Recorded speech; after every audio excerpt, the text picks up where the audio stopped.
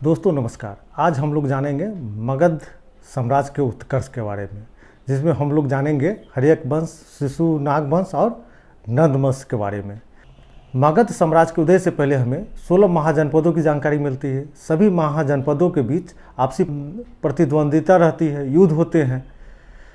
इन 16 महाजनपदों में मगध, वत्स, अवंती और कौशल शक्तिशाली होते हैं। दोस्तों इन सभी महाजनपदों में मगध आगे निकल जाता है। इन सब के पीछे अगर हम कारण देखते हैं तो आर्थिक कारण महत्वपूर्ण है। मगध का क्षेत्र जलोढ़ मिट्टी का क्षेत्र होता है। लोहे की खोज के कारण कृषि में अधिशेष उत्पादन होता है, जिससे राजा को राजस्व प्राप्त होती है। राजा का आर्थिक आधार मजबूत होता है। उसके अलावा मगध से कई व्यापारिक मार्ग गुजरते हैं, जिससे राजा को कर प्राप्ति होती है। उसके अलावा दोस्तों सैन्य कारण भी बहुत महत्वपूर्ण है। पुराने ज़माने में हाथी सेना के लिए महत्वपूर्ण था। मगध के आसपास जंगल होने के कारण वहाँ से हाथी प्राप्त हो जाता था और उसके अलावा हाथियों के लिए भोजन भी उपलब्ध था। इसके अलावा जितने धार्मिक आंदोलन हुए हैं सब मगध क्षेत्र में हुए हैं। इससे वहाँ के लोगों में प्रभाव पड़ा था कि उनको जो मनोवृत्ति है उच्च स्तर की थी, सोचने की क्षमता उच्च स्तर की थी। आपने देखा होगा कि अजातशत्रु के समय अनेक नए नए प्रकार के हथियारों का आविष्कार होता है। और इन सब में सबसे बड़ी बात थी कि महत्वपूर्ण राजा को होना। संयोग कहिए या मगध के लिए अच्छी बात थी कि वहाँ जितने वंश हुए हैं सब में शक्तिशाली, दूरदर्शी और बहादुर शासक हुए, जैसे बिंबिसार, अजातशत्रु, शिशुनाग, उदयन, ये सब महान शासक थे। आइए देखते हैं मगध साम्राज्य को। दोस्तों मगध साम्राज्य की पहचान सबसे पहले हर्यक वंश से मिलती है। हम लोग हर्यक वंश को जानने से पहले एक और वंश का नाम आता है, उसको जानते हैं बृहद्रथ वंश, जिसकी स्थापना बृहद्रथ ने ही की थी। इसके बारे में ज़्यादा जानकारी नहीं मिलती है दोस्तों। तो आइए शुरू करते हैं हर्यक वंश से। आज हम लोग जानेंगे हर्यक वंश, शिशुनाग वंश और नंद वंश के बारे में। दोस्तों हर्यक वंश की स्थापना बिंबिसार ने की थी। बिंबिसार ने 544 ईसा पूर्व से लेकर 492 ईसा पूर्व तक शासन किया। बिंबिसार शासक बनने के बाद राजगिरी की स्थापना करते हैं और इसको राजधानी बनाते हैं, याद रखिएगा। दोस्तों बिंबिसार अपने साम्राज्य का संचालन 3 नीतियों के माध्यम से करता है। हम उसकी नीति को 3 भाग में विभाजित कर सकते हैं। पहली नीति थी मैत्री, दोस्ती स्थापित करना, मैत्री संबंध। उसकी दूसरी नीति थी वैवाहिक संबंध। तीसरी नीति थी युद्ध, मतलब सबसे पहले दोस्त बनाना, उसके बाद वैवाहिक रिश्ते द्वारा दोस्ती कायम करना और उसके बाद युद्ध करना, याद रखिएगा। भारत में अगर हम देखें तो साम्राज्यवादी नीति की शुरुआत बिंबिसार द्वारा ही की गई है। तो बिंबिसार सबसे पहले अंगराज को अपने साम्राज्य में मिला लेता है, याद रखिएगा। अंगराज के शासक ब्रह्मदत्त को पराजित करके वो अपने साम्राज्य में मिला लेता है और अजातशत्रु जो बिंबिसार का पुत्र था उसको प्रशासक नियुक्त करता है, याद रखिएगा। यहाँ से सवाल बनता है। एक बार और सुन लीजिए। बिंबिसार अंगराज को अपने साम्राज्य में मिला लेता है, वहाँ के शासक ब्रह्मदत्त को पराजित करके अजातशत्रु को प्रशासक नियुक्त करता है। महाकौशला देवी जो प्रसेनजीत की बहन थी उससे शादी करते हैं और काशी इनको दहेज में प्राप्त होता है, याद रखिएगा। काशी दहेज में प्राप्त होता है। चेलना लिच्छवी राजकुमारी थी, जिसे उन्होंने ब्याह किया। क्षेमा मध्य पंजाब की राजकुमारी थी। बिंबिसार महाकौशला देवी जो प्रसेनजीत की बहन थी, चेलना लिच्छवी राजकुमारी एवं क्षेमा मध्य की राजकुमारी थी, जिससे शादी करते हैं। दोस्तों बिंबिसार अपने दोस्ती के लिए भी प्रसिद्ध था।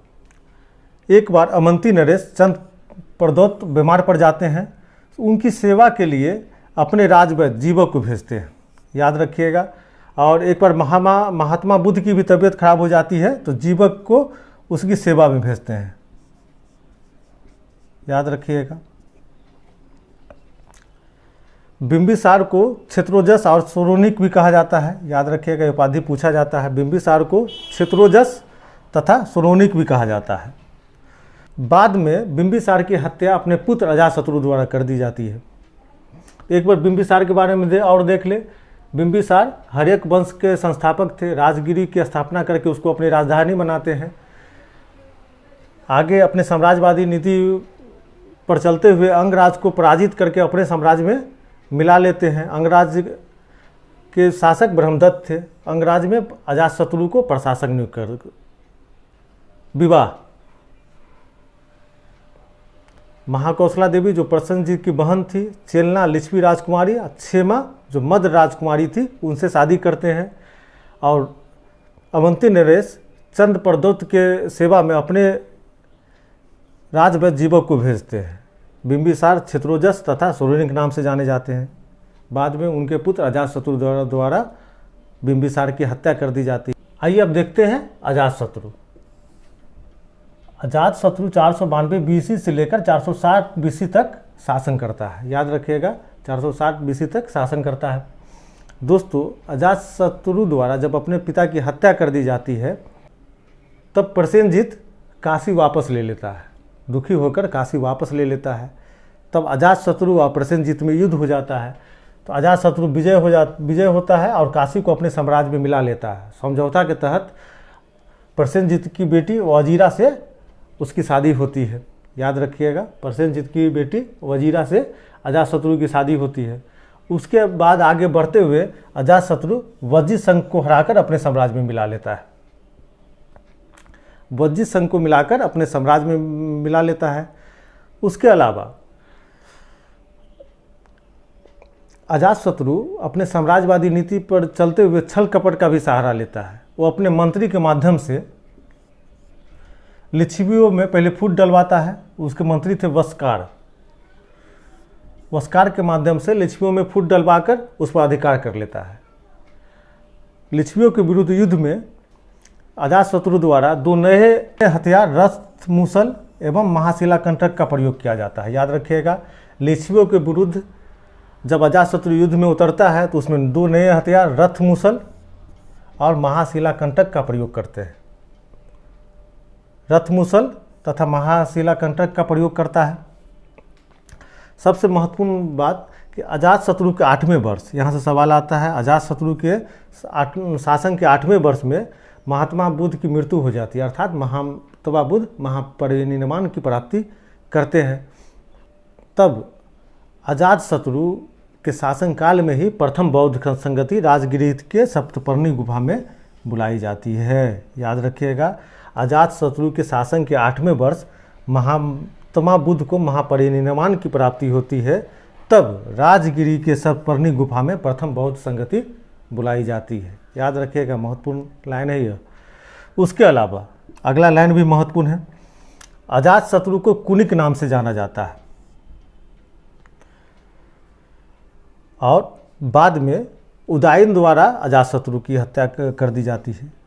दोस्तों, इसलिए हर्यक वंश को पीड़ितहंता वंश के नाम से जाना जाता है। अजातशत्रु को पीड़ितहंता के नाम से जाना जाता है और ये हर्यक वंश को भी पीड़ितहंता वंश के नाम से जाना जाता है, क्योंकि अजातशत्रु अपने पिता बिंबिसार की हत्या करते हैं। बाद में उदायन अपने पिता अजातशत्रु की हत्या कर देता है।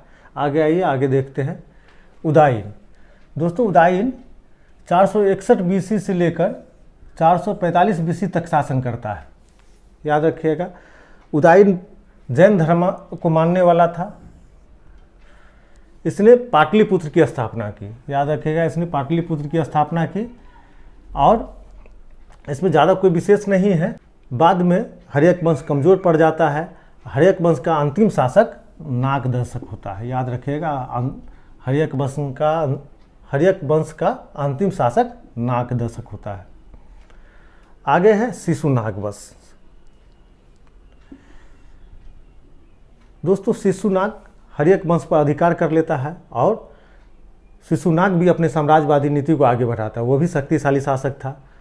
शिशुनाग अवंती और वत्स पर अधिकार कर लेता है। याद रखिएगा, शिशुनाग अवंती और वत्स पर अधिकार कर लेता है।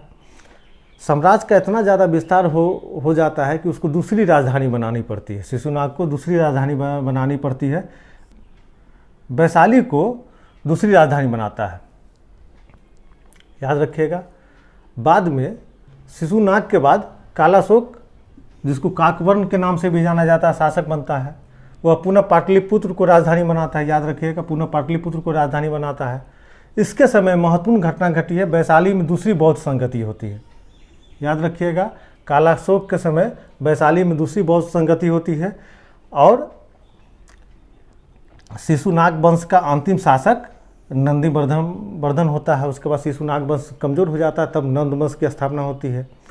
अब हम लोग जानेंगे नंद वंशों के बारे में। आइए देखते हैं। नंद वंश, शिशुनाग वंश का अंतिम शासक